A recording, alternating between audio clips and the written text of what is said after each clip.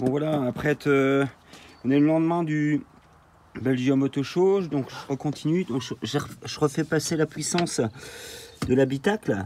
Donc on a en fait, ça passe ici. Vous allez voir ici. Là donc ici j'ai tout de suite mes colliers. Et j'en ai profité, j'ai remis le démarreur. Vous voyez, il est remis là-bas. Donc ça c'est bon. Et j'ai eu une surprise, pas très agréable, mais je vous expliquerai après. Un peu deg quoi, mais bon, ça, je pense que ça, il n'y aura pas de souci. Ça m'a fait penser à quelqu'un. Tu peux pas avoir un joint de culasse neuf en fait. Bon allez, je continue. Bon, la puissance elle est branchée, donc pour sortir le moteur il y a ça, le plus et la prise noire. Donc ça c'est ce qui va au moteur. Il n'y a rien d'autre en plus. Donc voilà, donc ça passe par là-dessous. Et je vais vous montrer.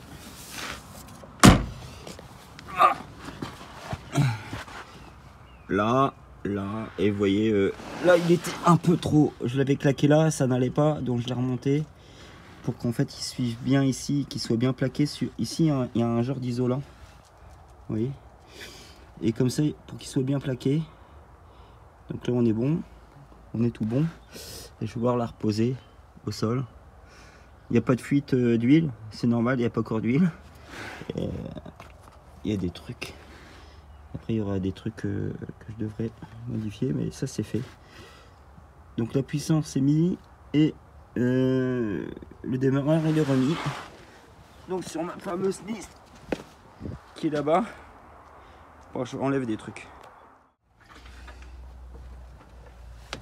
Donc voilà, j'ai branché mon circuit essence. J'ai fait en bleu, c'est les deux arrivées d'essence. J'en ai fait une en plus si je veux brancher une pompe en plus avec un bouchon, et le gris ça sera le retour.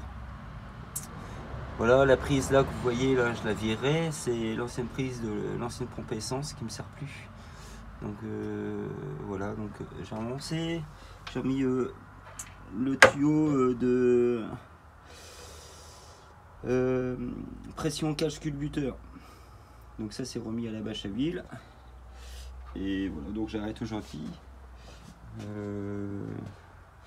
Je vais devoir faire des modifs au niveau de mes turbos. La plaque sondue j'aime pas. Quelqu'un m'a dit de faire ça et au final ça va pas, ça se déforme. Donc en gros c'est un peu de la merde quoi. Bon, on est jeudi, jeudi 14 je crois, mars. Bon, j'avance un petit peu hier, un tout petit peu aujourd'hui. Bon, quand même j'ai remis le régulateur asymétrique, le circuit d'essence, la cache-canne, j'ai remis de l'eau. Donc comme j'ai remis de l'eau, ben, ça veut dire que j'ai remis les durites. Donc là j'ai mis de l'eau, du liquide de refroidissement d'Audi. C'est Alberto qui m'a conseillé de mettre celui-là. Tout est rebranché. Tout est rebranché. Donc pour résumer, sortie côté gauche au niveau du faisceau moteur, on a au calculateur les deux sondes lambda, une sonde de température. La grosse prise là, c'est les prises injecteurs. Et pareil l'autre côté. Et ce qui est en plus l'autre côté, vous voyez la prise marron et la prise blanche, c'est le compensateur au niveau de l'électrovanne, au niveau de la mission intérieure. Vous voyez, il y a des clapets là. Ça ouvre tous les clapets.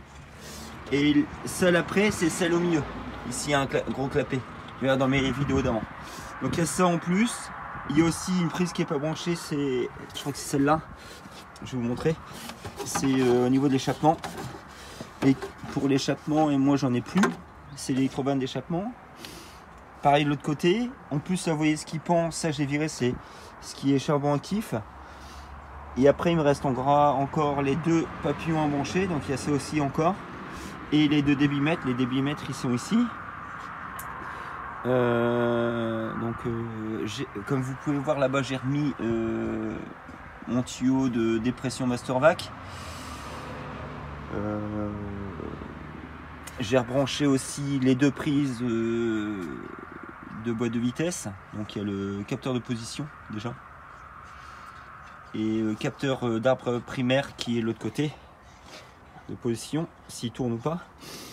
Donc j'ai refait ça propre. Hop hop hop. C'est bon. Ça j'ai rebranché aussi, c'est bon.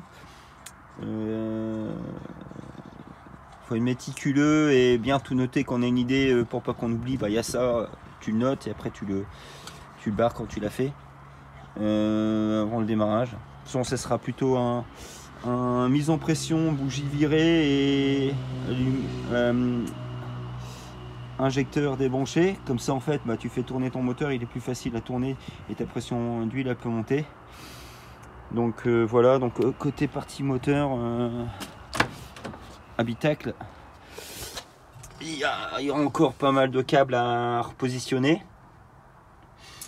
Et vous voyez, les durites noires sont mises. Donc il y a une durite ici, une autre durite qui passe là au-dessus, c'est la pompe à eau, donc c'est la pompe à eau. Une durite qui reva là.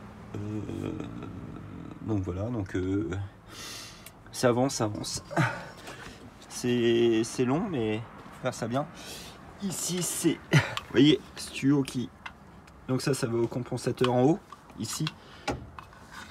Et l'autre qui est là, celle-ci, qui va là, elle va ici. À l'ensemble des clapets qui sont dedans. Pour ceux qui ont des questions pour savoir comment on bricole ça, bah vous m'appelez, maintenant je les connais par cœur. Le 360, ça fait un moment que j'y suis, j'en ai déjà fait pas mal. Et là, c'était le truc que j'avais jamais fait, quoi. Donc voilà, voilà. Ça avance. Ah oui, j'ai vendu les pneus ici, c'est bon. Donc voilà. Donc voilà, on est vendredi. J'ai remis les joints de turbo neufs. J'ai fixé les turbos proprement. Les durites Westgate aussi. Durite arrivée d'huile des deux turbos, retour d'huile serré aussi. J'ai remis l'huile, je suis en train de faire un vidange au bout de 2-3 heures de moteur tournant. S'il démarre, le tuyau de dépression c'est fait, le tuyau en dessous c'est fait. J'ai acheté des riselants noirs pour accrocher tout ça, tous les câbles qui font chier. J'ai mis aussi les deux courroies, elles sont mises, donc ça c'est bon. Donc ici, courroie tendue, courroie tendue. Donc voilà, donc j'ai remis de l'eau aussi, donc bah ça j'ai fait hier, je pense que je vous l'ai montré. Donc ça c'est bon. Voilà. Demain on remet les deux débitmètres. Et water cooler, je brancherai pas encore l'eau dessus. On met en pression d'huile et on essaye de démarrer. On verra. On est samedi 15 mars, on en est là. Donc tout est checké pour une mise en pression. Bon, j'ai un peu checké avec des copains, avec Vincent hier. Selon lui, ça risque d'être long, comme le moteur il est vide. Donc tout est repositionné. Ouais, j'ai pas encore remis les durites là, ça sert à rien. Même pour aller faire un petit tour, j'en mettrai pas, ça sert à rien. Du moment qu'on souffle pas, donc ça va. Donc c'est bon. J'ai débranché les injecteurs. J'ai pas encore remis les bougies. Tout est rebranché. J'ai remis la batterie. Voilà. Bon, ça y est, on y est. Donc j'ai quand même mis un appoint de charge. Tout, on va dire, bon, un peu, là j'ai pas encore fixé, mais c'est pour démarrer, pour faire la pression d'huile, pour voir si tout est bon. Donc ça a l'air d'être pas mal. Ici, Demvry Westgate branché, tout rebranché. J'ai débranché les injos et j'ai pas encore mis les bougies, comme ça permet au démarreur de pas être trop sollicité. J'ai bien checké sur ma fameuse liste là-bas, on est bon, j'ai rien oublié. Donc voilà, donc petite démo. Déjà voir s'il y a de la pression d'essence qui est là, on va voir, et pression d'eau et pression d'huile. On va regarder si j'ai bien tout ce qu'il faut. Pression d'essence, pression d'huile. Donc j'ai déjà fait tourner un petit peu, ça commence à monter. Donc on y va. Donc pression d'essence, on est bon. La pression d'huile elle monte, donc impeccable. On est bon.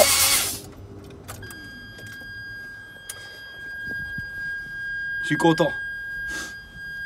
Déjà un point de positif. Voilà, faut sortir. Ça continue à charger.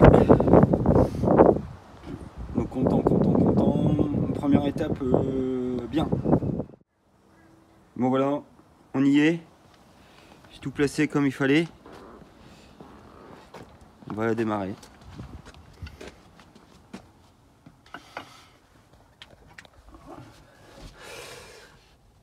Bon voilà, on est prêt. Stressé.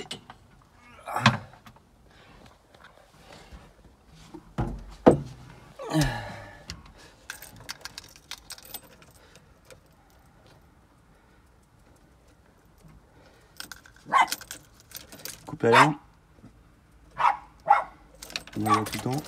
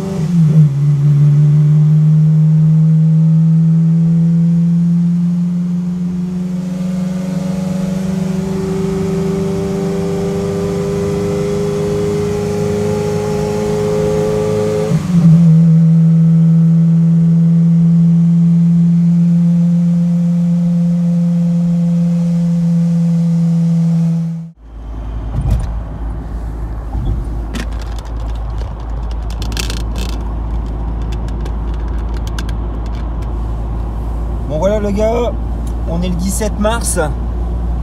Donc comme je vous l'ai dit hier, la voiture elle a démarré.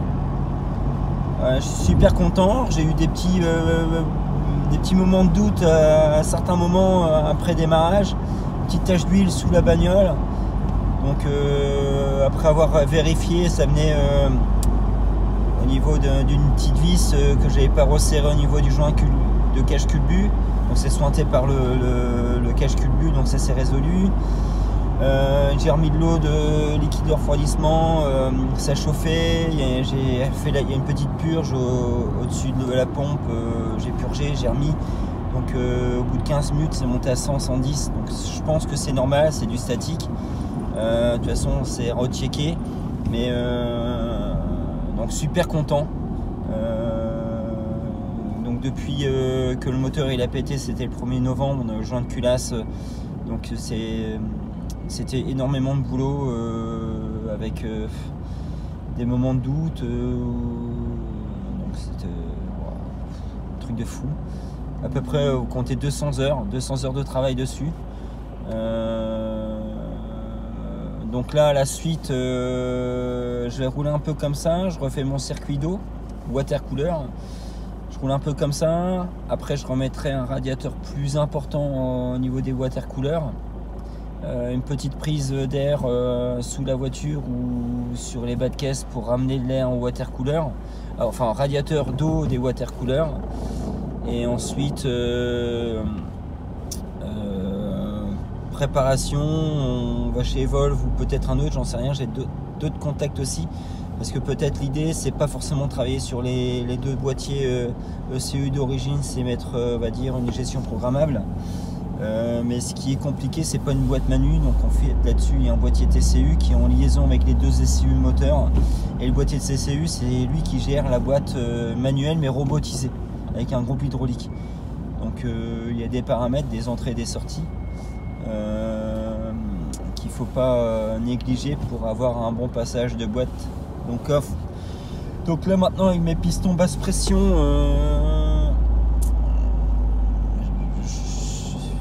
on va dire le premier je soufflais à 0,5 bar, 7 PSI, et là l'optique peut-être soufflé à 14 PSI, 1 bar. Je pense que j'irai pas plus parce que déjà c'était trop violent déjà à l'époque, donc ça sert à rien d'avoir un Dragster. C'est une voiture qui me servira à faire des track day, c'est pour l'envoyer en ligne droite et pas savoir la maîtriser en sortie de virage, ça n'ira pas.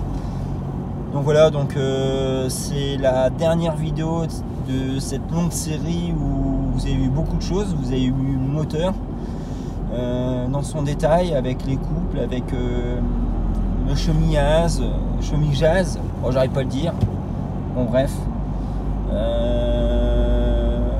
Encore un partage avec des copains, des passionnés, des patrons de société qui font que de la Ferrari, qui se sont rendus disponibles aussi pour moi, pour me passer du temps avec moi au téléphone. Voilà, donc ça c'est génial. Des copains aussi en Pologne, en Tchéquie, qui parlent pas du tout français ni anglais, donc ils faisaient tout par reverso. Même à un moment donné, ils m'ont envoyé leurs trucs en tchèque ou en polonais, c'est moi qui m'occupais de faire le reverso. Bon, franchement, un partage avec des gens génial, franchement, ça c'est bien. Et aussi, je reviens sur